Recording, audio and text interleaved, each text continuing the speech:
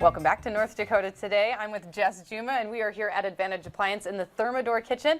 And today, Jes is going to make something really special for us, get us into the St. Patrick's Day spirit. Yes, we are making Irish soda bread today. Excellent. So do you know anything about the history of the Irish soda bread, where it came from, why it started, or does it have any Irish connections? It is from Ireland. Okay. So it is a traditional soda bread up there. It's not made with a leavening agent like we think of as like yeast or anything. It's made with baking soda. Interesting. So that's hence the soda bread.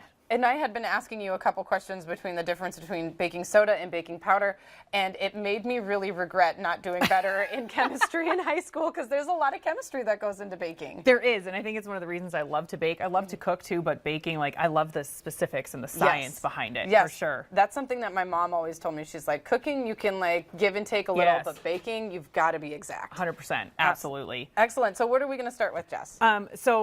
That's what I love about soda bread is you can make this from the base recipe anything you want. So today we're going to make cheddar chive. Okay, it's cool. I love one of our the favorites. sound of that. Yeah. So I just have two different kinds of flour weighed in here. I have my whole wheat and my just all-purpose flour. Okay. And then I have some salt. And then we're going to add the baking powder. Okay. And there is quite a bit of baking powder because it is our only leavening agent. It's the only thing that's going to make it a little bit lighter. Okay. And honestly, this and your milk is your traditional soda bread recipe. That's it. 4 ingredients, that's it. Yeah. We're done. Okay. But I like to add a little bit of butter. Who doesn't? I mean, butter makes everything better, makes right? better, yes. Yeah. So I'm just going to cut it in with my hands. Okay. I'm all about getting my hands right in there, you know. Excellent. So you said you weighed in the flour. Do you actually take a scale and weigh it? I do. Okay. Yeah. Is it more accurate that way than through a measuring cup? Absolutely. Okay. So you can scoop 1 cup of flour 10 times and get a different weight. Oh, really? But 250 grams of flour is 250 grams of flour. That is so interesting. I never knew that. So I weigh everything. You get in the habit. The scale's just sitting on the counter and you just weigh everything. Use it. Yeah, exactly. The thing that I always forget to do is I'll put it in a container and then put it on the scale. Before you zero it out. Yeah, before I zeroed it out. And so I'm like, well, now that's useless. So. Well, it's just one more dish to wash at that point. Exactly. What's the difference? If you're making a bigger batch of this, say you want to double the batch and make 2, is it still good to use your hands, or is that the point where you would use a mixer or something to kind of? For this recipe, I always use my hands. I just get in there, and honestly, the recipe usually does make 2, but I always cut it in half. 2 loaves are great, but that's a lot. Yeah, that's a lot of bread. It is. It freezes well. Okay, well, that's good. Yeah, so you can freeze it.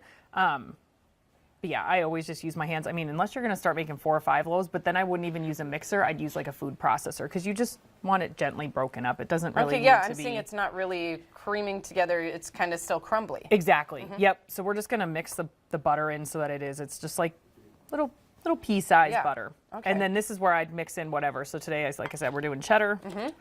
And I like a good sharp cheddar, and then just dried chives. There we go. If you don't have chives, onions, garlic herb is really good. Interesting. So just the regular sharp cheddar is what you like to stick to?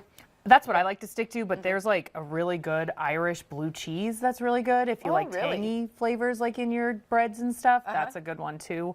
Another traditional one is they call it golden soda bread, and you use golden raisins. Oh. And you just mix them in there, and you can make them a little sweeter. Interesting. So instead of flour, you'll see at the end I'm going to put flour on the top before I bake it. I would just put sugar on that one, so you can have it more like a little sweet version of it. Kind of like a little bread dessert. Exactly. Interesting. Exactly. Excellent. Okay, well, I think we got to wrap things up here and take a commercial break, so we'll come back and we'll finish this up after the break. Sounds good. All right, stick around. We have more North Dakota Today coming up right after this.